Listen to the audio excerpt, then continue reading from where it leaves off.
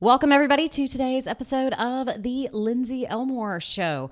I have a real and raw conversation on today's show with Justin Balunsat about how he went from working a high-powered corporate position but drowning in alcoholism to an entrepreneur who is now celebrating his alcohol-free life. After I talk with Justin, we will hear from his girlfriend who was with him during the days of his drinking, found him on the streets of New York, passed out drunk, and has stood by his side throughout the entire recovery process. Let's get to the show. Welcome to the Lindsey Elmore Show, a podcast that helps you find fulfillment amidst chaos. On this show, I interview thought leaders, doctors, creatives, spiritual gurus, and game changers who inspire you to pursue your dreams, overcome obstacles, and leave your mark.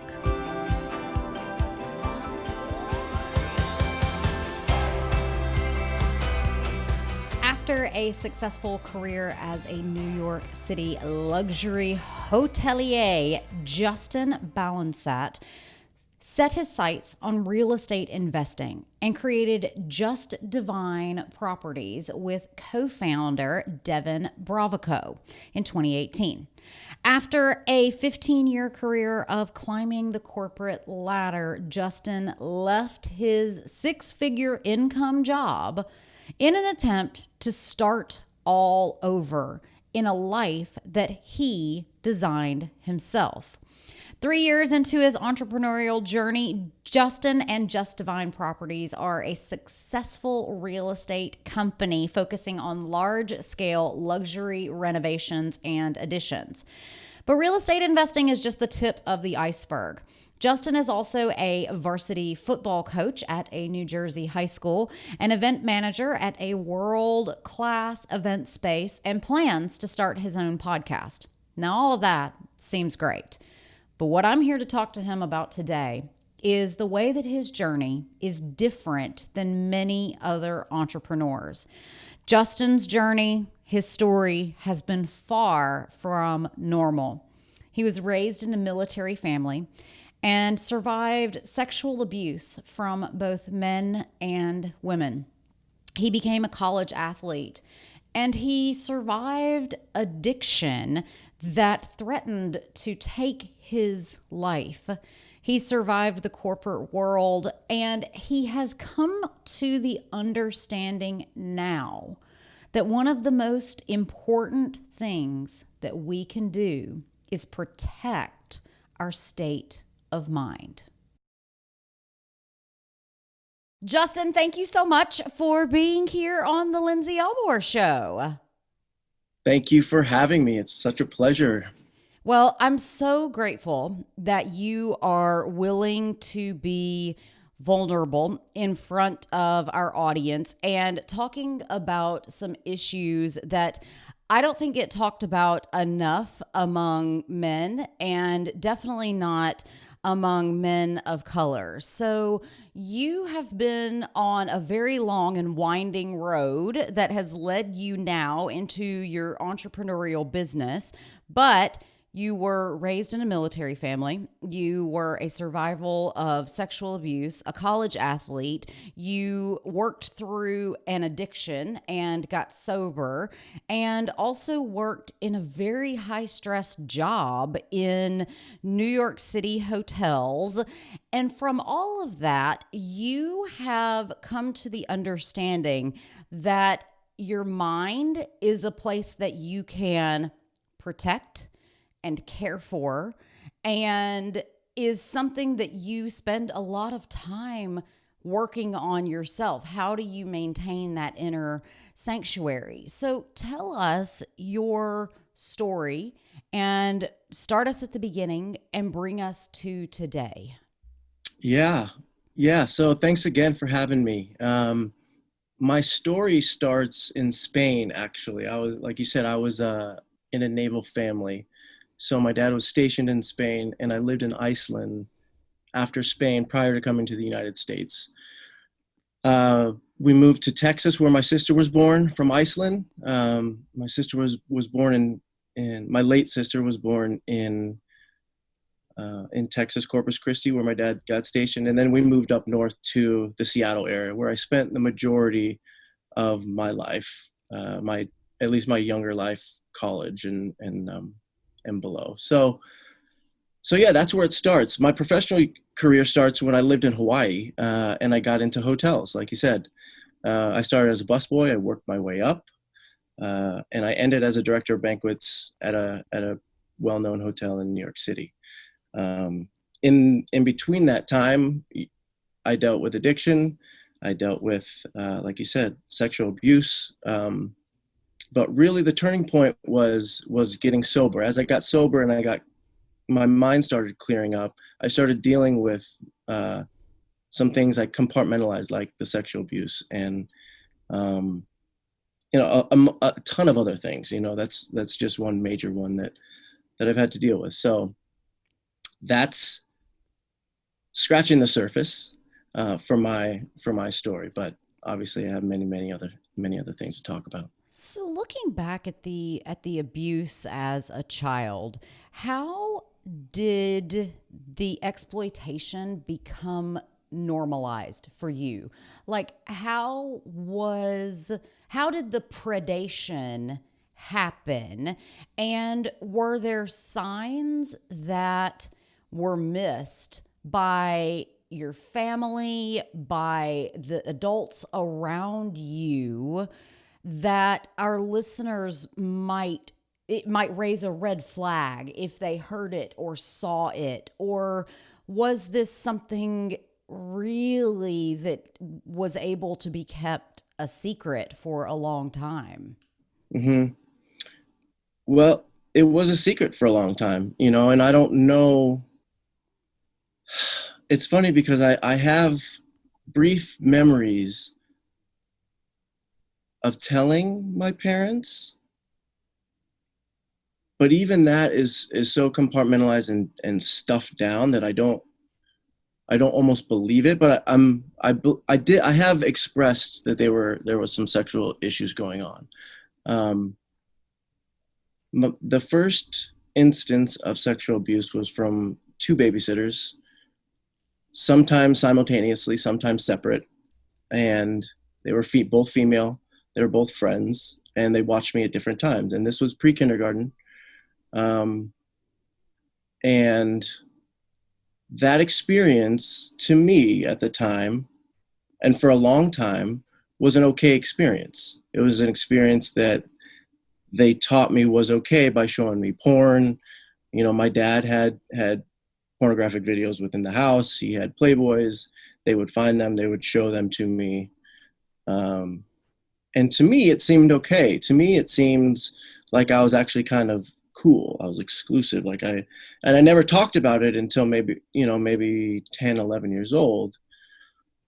But when I did talk about it, I talked about it as if it were okay, as something to brag about. And it was only until really recently, and I'm 36, that I've come to grips with the fact that it wasn't, and how that affected how I view women and sex, how I interacted with sex and women my entire life, how it affects my current relationship with my fiancée. It's affected everything, and I didn't really realize it until just recently. But it's through that sobriety and self-discovery that I've been willing to and able to go there.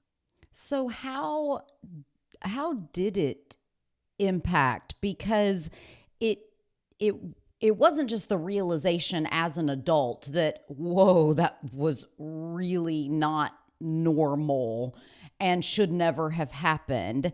But then you also had to process the emotions of like, I was the cool kid in like second grade who knew these things and had experienced these things that other children were likely not even aware of at that age. And so how has it impacted you? Did you have to work through respect issues with women? Did you have to work through your own, I am entitled to this. Tell us about the ups and the downs of the processing of all of those very heavy emotions. Yeah, it's that's that's a great question. It's a hard question. Sex was just something that I wanted. Sex was just, it wasn't an emotional connection for me. It was a physical, and it might have been an addiction. It was something that in my mind at such an early age, it felt good. It felt normal, and I was groomed to and shown that it was okay to act this way, that men and women act this way, and you're getting access to this at such a young age. But I was a womanizer. I had a lot of issues with relationships. It was hard to stay faithful. Hmm. It was, and it didn't help that I was a good athlete. It didn't help that I was, I'm good with people. It didn't help that, education and academics came easy to me. A lot of things came really easy to me, and relationships with women was one of those things as well. Yeah. Um, and that's unfortunate. I wish it wasn't, but now I'm able to be a coach to kids, and in high school. It's really important to me. Being an entrepreneur has allowed me to be a coach now, when I couldn't do that as a director of banquets before. And so I have an impact on kids now and kids' minds, and um, I really want to be a good voice in their life. My dad wasn't always around either. Like I said, he was in the Navy. So there were a lot of times where I didn't have a male figure in my life, and I had to rely on my mom, which is great, but it's not the same. And that's Mhm. just being honest. So, I think that I could help someone who might have been might be in similar shoes right now. So, how do you do that? How do you aim to shift the dynamic? Either recognizing early signs of not just sexual abuse, but abuses of all kinds and neglect. And how do you how do you create the trust that people know that you are a safe adult, that if you can't tell anybody else, you can tell me, and I will hear you and I will listen and do the work that it takes to help you resolve the situation that you're in? How are you cognizant of those things, or is it just heading into, I don't know what you coach. Is it basketball? Is it football? Is it, Football. Yeah, football? football. So, Well, you're football, talking. wrestling, and a couple other sports, but So, I mean, these are not sports that have been exempt from the sexual abuses of not only children but young adults as well. And so, how do you approach coaching differently than someone who has perhaps not been through the journey that you have? hmm you know, in order to the trust part of that is part of just being a coach, I think. Being a coach is being able to teach, and that you're being a good teacher if the student is retaining. If the student is not learning, it's not the student's fault. It's my fault. I need to find a way to teach them in a way that they're going to understand and comprehend. And um, so it's important that I build relationships with students, and that's different for everybody. So being observant of everybody is really important. I try not to assert myself too quick. I do a lot of observing, and I also put myself back in my shoes as a high schooler and what I needed at that time. What was it really that I wish I had? Um, because that'll put me in a mindset of a high schooler, and maybe what they're thinking. A high school boy, going through puberty, learning about sex, having girlfriends, going to parties for the first time. Um, and experimenting with drugs and alcohol. And there's just so many things that I was doing as a high schooler that I could have used a little bit of guidance on. And luckily I experimented with a lot. So I have a lot of red flags that go up just from my own experience. I always said it's going to be tough for my kids to get away with stuff because I've pretty much done it all. And so gaining the trust and the relationship is part one. And then being vulnerable like this and sharing this on, everyone's on social medias, but sharing this stuff with them, talking with them. I make it a point after practice to try to talk to them when they're stretching or it's a downtime, and we're, it's just small chit chat. How you doing as a family? Things like that. Where you working through mindset stuff. And so those are things that as I was a student athlete, as a high schooler, that stuck with me. And then I clung to those coaches and I looked for their guidance and I felt comfortable going to them. Mm-hmm. So when you were a teenager, was there a safe adult for you? When did you ultimately reveal all of this to your family? When did you ultimately come to the conclusion that that should have never happened to me? Did your parents believe you when you told them, or did they just brush it to the side? How did all of that go for you? Mm-hmm. It all kind of happened right around the time I got sober. So how long have you been sober? So I've been sober for about 3.5 years. Congrats. Alcohol, thank you. Alcohol was really my drug of choice. But I experimented my whole life with an array of things. It was, it's my mind. It's my mind as someone who can get addicted to substance. So it was a long time coming. My family, suffers from it as well.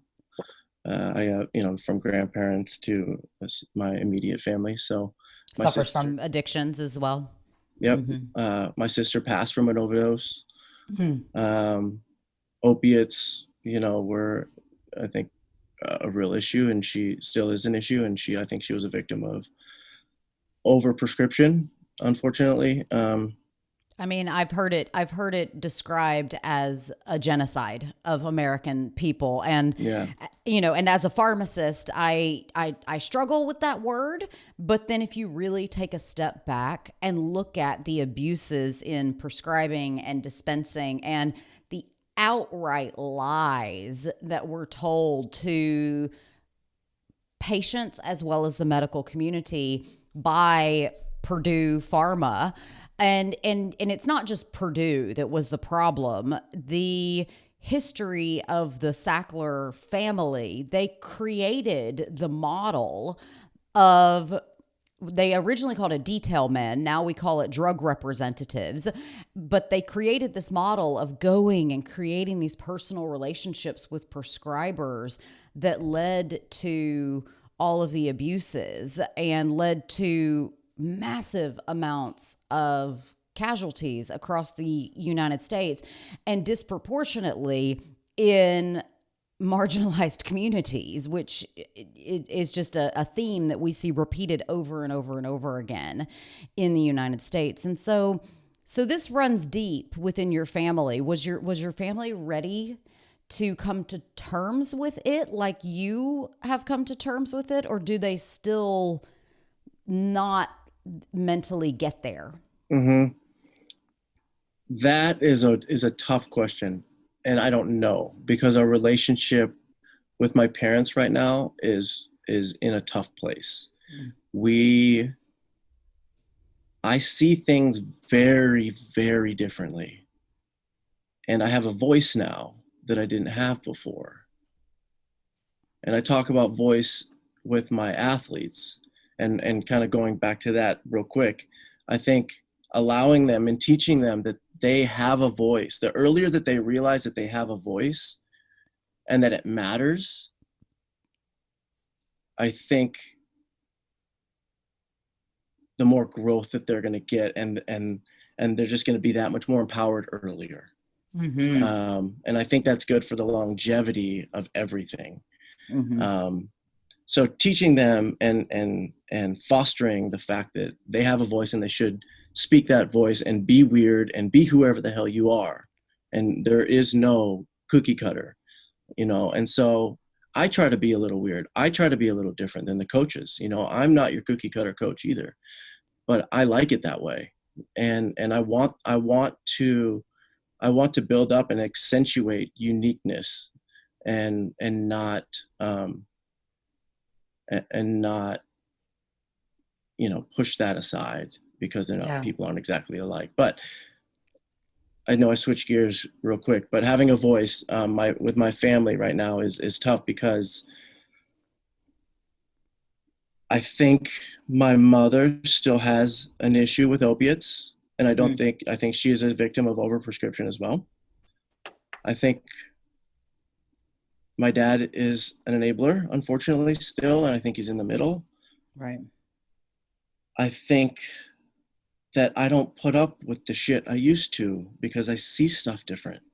Mm-hmm. And that has nothing to do with them. It has everything to do with me and my mental health and where I want to spend my time and what's valuable to me.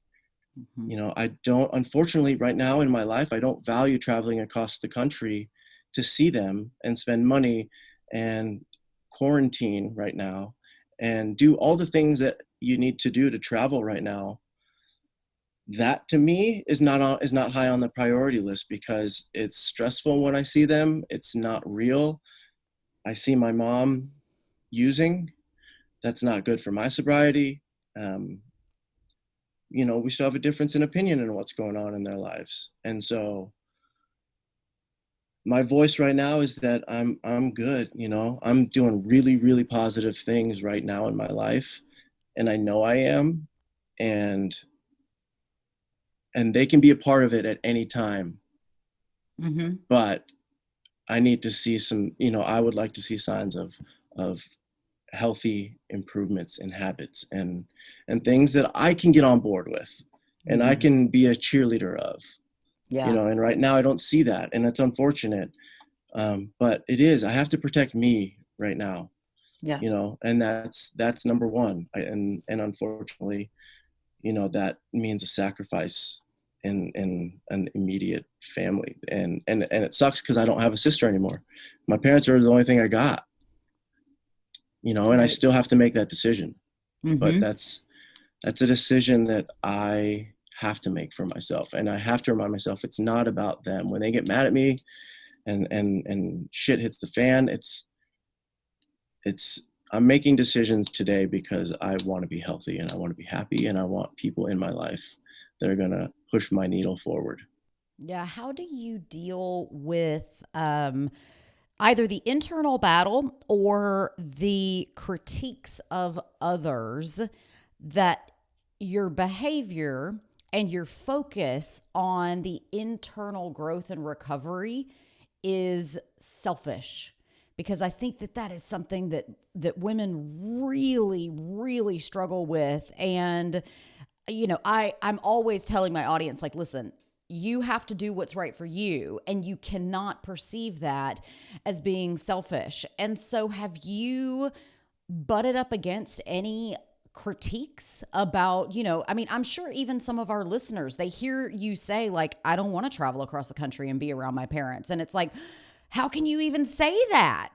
So how have you dealt with your own internal compass of it's actually not selfish to remove myself from this situation? It is self-preservation that allows me to get to the point of excellence. How have you dealt with that? It not very well most of the time, Thanks it's for your really honesty. tough. Yeah. It's hard. And I get down on myself and I think, man, I'm making the wrong decision. But it's taken time, and it's a skill like anything else that you have to do it over and over again. And you have to go through it, unfortunately, over and over again. And only then are you going to be good at it, and I like to say you got to be comfortable being uncomfortable. I think that's right in life and in athletics. And it's one of those things, like, it's uncomfortable, but you got to do it, and you got to, and it's really, really, really, really being brutally honest. In the rooms, they talk about being brutally honest with yourself. If you can do that, and then you can start your journey, and really listen to where your heart and mind are aligned, and not letting ego take you one way, and not letting your heart take you completely the other way. But So, it's going back to it. Yeah, it's just going back to it, and is this really something that makes me happy? And sometimes you don't, that answer doesn't come right away. You got to sit on it and meditate on it and think about it, and sometimes that means bringing other people into the fold that you trust, who can be a voice of reason. Everybody's got their own bag of tools. Whatever your tool bag is, but I think it's being completely honest in myself, in my heart. Where do I want to be? And what Mm-hmm. how does that align in my soul? Deep, deep, deep, deep down, brutally honest. yeah. So take us back to the room that you alluded to. How did you go about getting sober? Did you go to rehab? Did you go to AA? Did you just white knuckle it and cold turkey it? What was your approach? And how did you, not that many people are willing to go to the mental places that are required to not just make sobriety superficial. How did you go? Okay, take one step back even from there. How did you decide to become sober? And then what was your approach? What was your strategy to do it well, and make it stick? Mm-hmm. Mm-hmm. Uh, my strat. I mean, it's a gradual thing, right? And it didn't happen overnight. It happened over a course of about 10 years, 13 years or so. But I just was tired of, I just got tired of it. I got tired of looking at myself in the mirror every day and saying, man, you don't have to do this. Mm. And getting to work and having a drink. And then it progressed to before work. So like early in the morning, you're talking. Oh yeah. While I was getting ready, even having this conversation before I head down to the liquor store before it opened, Yeah. but I knew it was coming. I sent an email to my fiancée, Devinne, and I said to her, maybe 4 to 6 months before I went to treatment, I said, man, I'm having a tough time right now. I'm having a tough time controlling my drinking, saying, no, I'm drinking at work. There's some real issues happening. I'm trying. I just don't know what's happening. My last drunk was her just picking me up off the streets of New York City after a shift that I'd worked all day. I drank all day. And a couple of days later, I was on my way. I woke up the next day and said, I gotta go. Mm-hmm. I'm not, you comes a point, you're either willing to accept where you're at, or you get to a point where you're not willing to accept where you're at. And I was such a high functioning alcoholic that I had never been spoken to, reprimanded, written up. I was climbing my corporate ladder career. I was excelling in everything. And so it really was just, this isn't good enough for me anymore. Yeah. And it had to be me. And so, like I said, my fiance came, picked me up off the streets of New York one day. I don't know how or where she found me. But I woke up the next day and said, I gotta go. I was in a position where it was probably dangerous for me to completely stop drinking. So I actually drank the next day too. And she was at work, God bless her heart, finding me a treatment center, working with AAC, the American Addiction Center. Well, it is one of those things that is completely broken with our healthcare models. is one of my good friends. We helped her get sober because she was about to lose both of her children in a nasty custody battle, and she decided, okay, we want to go. But in order to check her in to the facility that we could find, she had to be drunk. And it broke our hearts because we went to be there with her. She'd been 3 days sober, and now they're saying, well, to check her in, she's got to be drunk. And we were like, she's 3 days sober. Like she's been through some really bad stuff in the past couple of days. And they were like, sorry. And it was one of those just horrifying moments of like, well, I guess we'll go get you a bottle of vodka, friend, because Right. we gotta get you in. And so your story, you had to feel so invisible. You had to feel like no one cared about you, because if you're drunk all day at work, I'm sorry, somebody knew. Somebody was aware, and no one had the capacity to say, dude, you're worth more than this. You're worth so much more than what you're doing to yourself. And so one of the things that I think a lot of alcoholics and a lot of people with addictions go through when they remain in relationships, your fiance knew you when you were drunk, and now she knows you sober. Did you ever go through struggles of like, what if she doesn't like me anymore? What if I don't even like her? How did you view your relationship through a different lens? And have you had honest conversations with her about whether she enabled this behavior or whether you lied to her and covered it all up? Mm-hmm. Mm-hmm. Yeah. So again, great question. And the relationship piece is one of the hardest, I think. We canceled our wedding. We were engaged. We've been engaged for 4.5 years now. And the year that I got sober, in 2018, we were supposed to be married in September.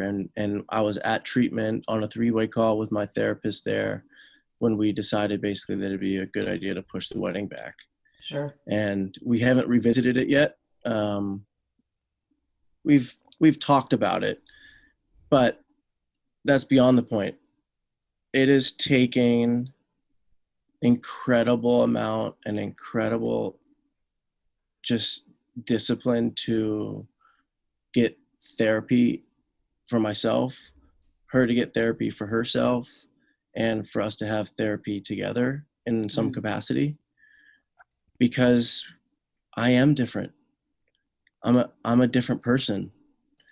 And although I think, at the base level of what Devinne, my fiance, who Devinne is still there, I might see that differently. And so, yeah, there's really, really hard conversations, and really close, like, is this it?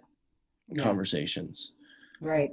But I'm so thankful that we're at where we're at. It's not over by any means.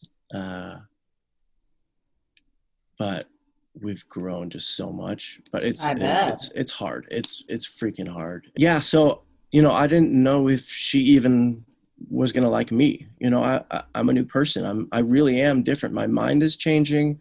Physically, I'm changing. I'm not that person that's super depressed and shameful.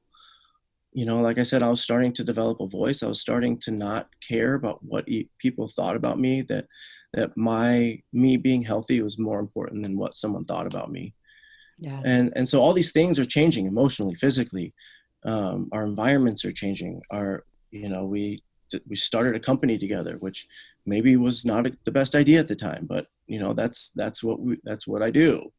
I go all in on stuff. So, it's relationships. I can see, why people get out of relationships when there's addiction in the relationship. Mm-hmm. But it's possible to get past it. It's possible to stay together. And our stories aren't written yet, but she's stuck with me for 3.5 years. I'm more confident in my sobriety now than I ever have been, which makes me that much more confident in every other thing that I do entrepreneurially, as a coach, really whatever the hell I want to do. The world is my oyster, and I got no one telling me otherwise right now. Oh, that's awesome. So you guys started a company where you do luxury renovations in competitive marketplaces in New Jersey. So how did you decide to leave your 6-figure job and do something? I mean, flipping properties it's got some risk to it for sure.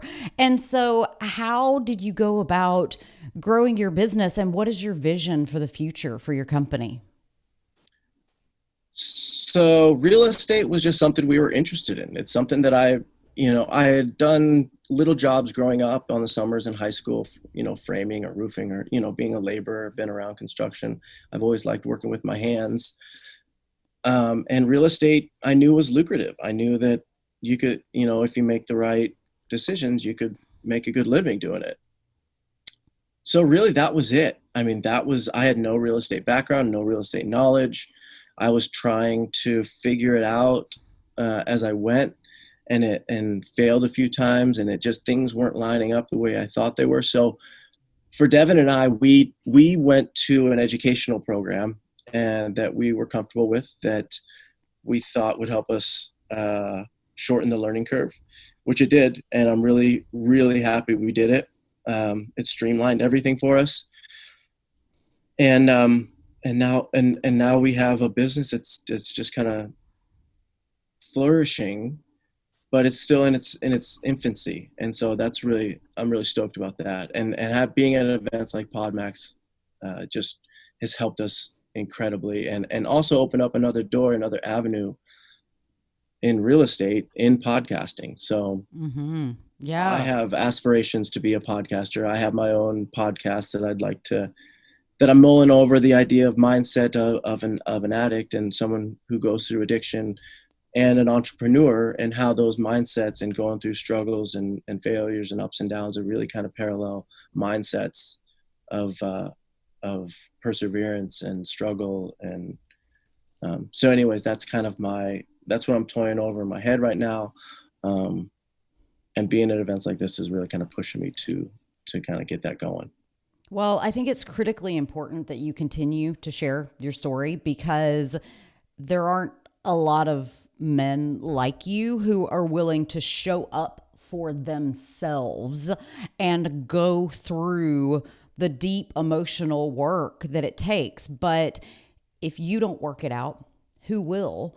And if sharing your story convinces even just one person to take greater ownership of their health and wellness, and to explore that dream job that they've always wanted, even though it means sacrificing their stable corporate employment, kudos to you. I mean, it's been an honor to talk to you today. And I just, again, thank you for sharing your story. So everybody go and check out www.justdivineproperties.com. And if you have a house that needs to be flipped, Justin is your dude. Thank you so much for being on the Lindsey Elmore Show. Yeah, absolutely. Thank you for having me. It's been an absolute pleasure to share and to get to know you. And I'm looking forward. I listened to a bunch of your podcasts before coming on, so thank you. I really enjoyed it. And again, thanks for everything. Do you feel overwhelmed by the constant pressure to look right, act right, and be perfect? Yep, as we have heard from today's guests, lots of women feel the exact same way. But let me tell you something, friends. What is more important than listening to everyone else's opinions about who you are and who you're supposed to be? It is much more important that you exert your own personal power and make decisions for yourself. I have a free download for you. It's a 7-step guide that will teach you how to cut through confusion and decide what is right for you in your life. You will learn how to practice self-care, serve a greater purpose. Tap into your intuition and listen to your body. To download the free ebook, all you have to do is head to www.lindseyelmore.com/ebook. Like I said, it's totally free. Head to www.lindseyelmore.com/ebook and download a 7-step guide to making decisions that honor your inner voice, optimize your health, and serve your highest purpose.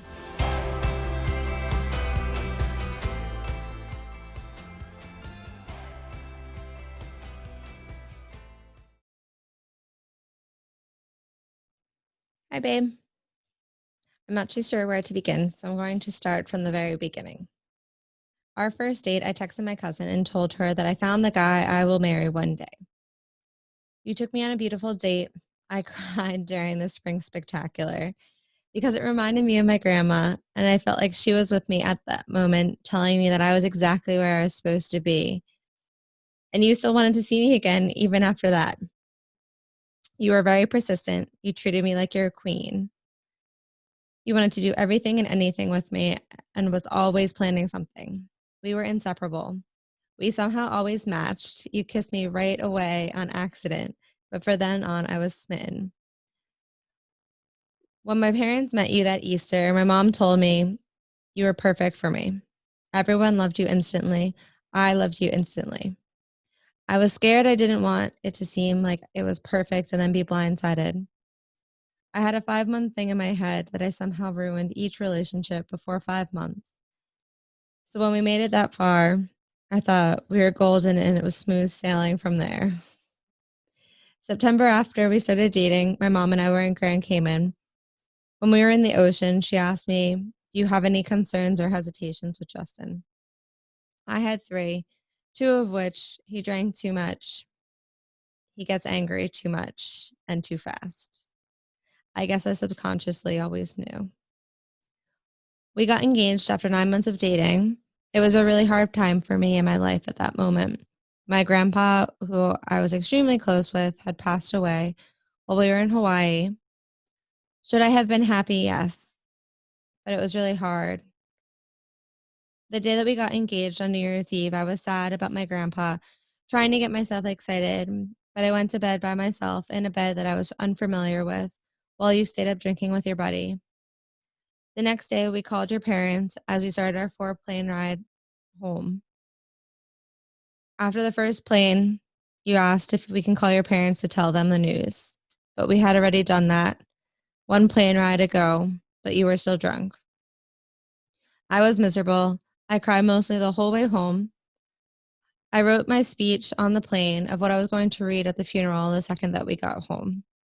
I cried in San Francisco when our flight was delayed while you were at the bar. This was the first time that I questioned if this was an issue with alcohol that I didn't see before. Yes, we used to get drunk together, but what I loved about that was that you'd then be open with me and tell me the most. As time went on, I became more aware. You had opened up about what you were going through, but I still didn't know it was as bad as it was. I stopped drinking to try to help support you. I didn't understand what was going on. You hit it all pretty darn good for me. When April came, I felt things were getting progressively worse. You get really depressed out of the blue, which I didn't understand, but later realized what the real reasons were. Life just seemed weird.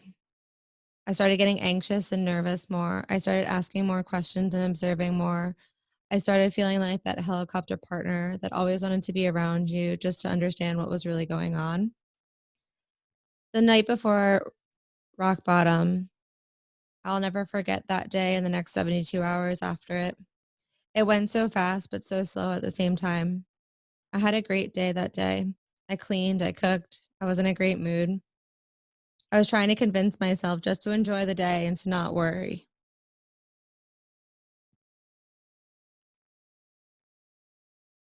I got a phone call, and all you said was, "Devin, I'm f***ed up." I knew. I knew it was bad. I knew this was the beginning to something I didn't know anything about. You left for treatment 48 hours after that. I'll never forget me taking a walk, telling my mom what was going on because she knew none of it. She instantly felt bad for not knowing and felt bad that I didn't feel like I could share it with her. I'll never forget my dad asking me if you physically had hurt me, and I had to convince him that you didn't and convince him that I was okay. At this time, I was just trying to live. My love for you was on steroids. I wanted to do anything and everything to help you and to help fix this. I didn't understand what was going on. I wanted to stay strong for you. I knew you had a problem, but at the same time, I didn't really think that you had a problem. When you left, I turned into a mess. I tried to pull it together, but somehow, someone truly should have put me in a mental hospital. A lot of my friends stopped talking to me, and we haven't talked since. The rest were my saving grace, and my family was so supportive and amazing. I couldn't have done any of this without my mom. This is when reality set in. You were an alcoholic. There was hidden bottles throughout our apartment. I dug through everything. What else did you hide? What else did you lie to me about? Did you really love me? Were you seeing other women? Were you unfaithful? Were you really at the places that you told me you were at? I knew nothing about addiction, but now I was mad. I loved you, but I was so mad at you. Throughout this time, I felt every emotion. I was mad at you and blocked you for several days. I loved you. I was sad. I was heartbroken. I felt betrayed and lied to. I realized while going to Al-Anon meetings, none of this was about me. I don't know if that made it easier or worse, but I knew those words. I still have some of the voicemails saved on my phone from when you'd call me from the phone at treatment. I listen to them still from time to time. I hear the pain in your voice, and I question how I couldn't have heard that pain before you had hit rock bottom. Was there anything I could have done to help you? Was I there for you the way that you needed me? Was I open-minded enough that you felt safe to talk to me? Or did you think that I was judging you, so you didn't want to tell me? Staying with you through all of this was never a question, but how we'd do it, I had zero idea. It wasn't easy. You were doing your thing, and you were high on your new life when I struggled with anxiety really bad, and that came on super fast. I was by myself.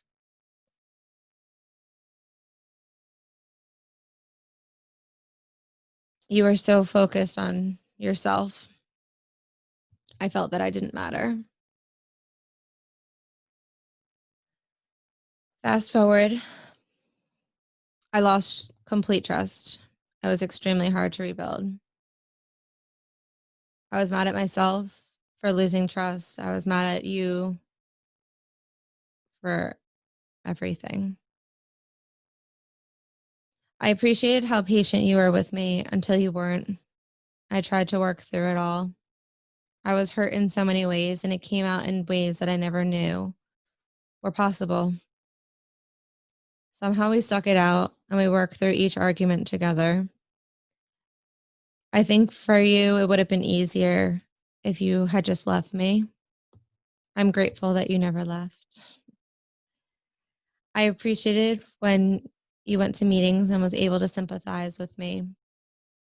Something I always and still do struggle with is sharing things and expecting empathy and compassion in return. Looking at us now, I'm proud of what we've made it through. I'm proud of the company that we've built together. I'm proud of what we are today. I'm proud of us for being happy and for being healthy and being who we are, completely changing our lives to better ourselves. I'm proud of you for staying sober and for getting sober in the first place and for doing everything and anything that you needed to do and continue to need to do to stay sober. I'm proud of you for improving your temper and acknowledging when it's time to take a breath. I'm proud of you for the relationship that we've built, that your determination continues to build, your drive and your love for life, it continues to expand. It makes me happy to see you so happy and to truly be enjoying all that life has to offer and to really fall in love with yourself. I'm still waiting for the step letter that Al-Anon told me that I would someday get from you. But regardless of that, I like to believe I know how you feel about me. I know the past 5.5 years hasn't been easy, but there's nobody else I would have gone on this journey with.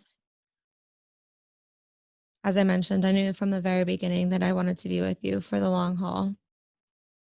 No relationship is easy. I'm proud of us for opening up and sharing our story to other people so that we can help others go through it. Even if it's just having others understand that relationships aren't perfect. They're not easy. Nothing in life is easy. And by opening up and talking about it, you find others who you can relate to, vent to, befriend. Both you and I have made so many friends because of this journey. I'm grateful for this journey because it led me to God. And if it wasn't for you and for this journey, I don't know if I'd be where I'm at. I know it's a bold statement, but I'm really glad that we went through all of this. Through their struggles, I feel like you find exactly who you are. You find the person that's never going to leave your side. And I'm grateful to have you next to me and to have never left.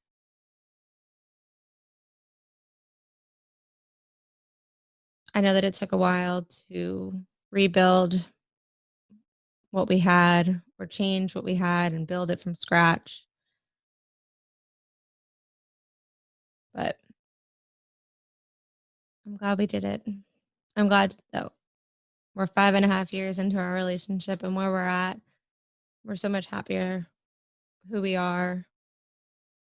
I'm grateful for the hours and hours and countless hours of counseling that we've been through. I'm grateful for you being vulnerable enough to open up, to hear what I have to say.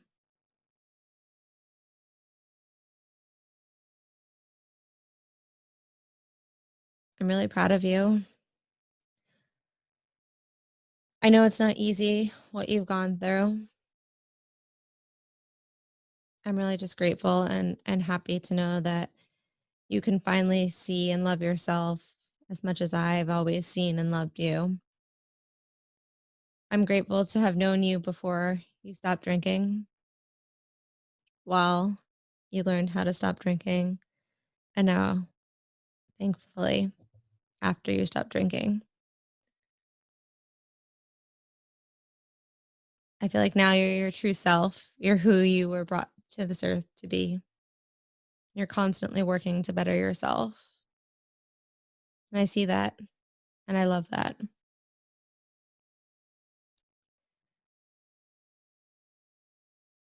Doesn't make it any less of a struggle that we've gone through. But I'm really grateful.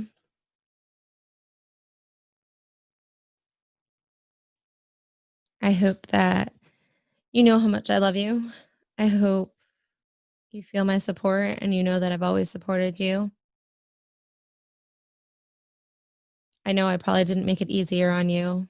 If anything, I made it harder, I'm sure. But from the bottom of my heart, I really tried to do as much as I possibly could have done to help you, to help lighten your load, to help you in any which way.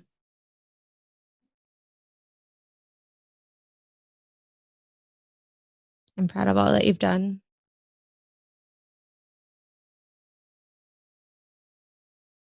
Thank you for continuing to choose me each and every day.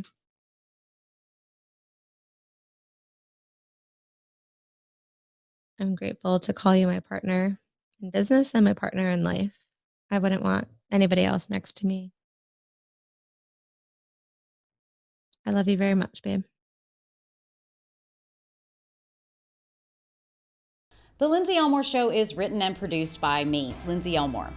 Show segments are produced by Sue Procco and Kelsey Lorman. Production design, sound design, and editing is by Jive Media.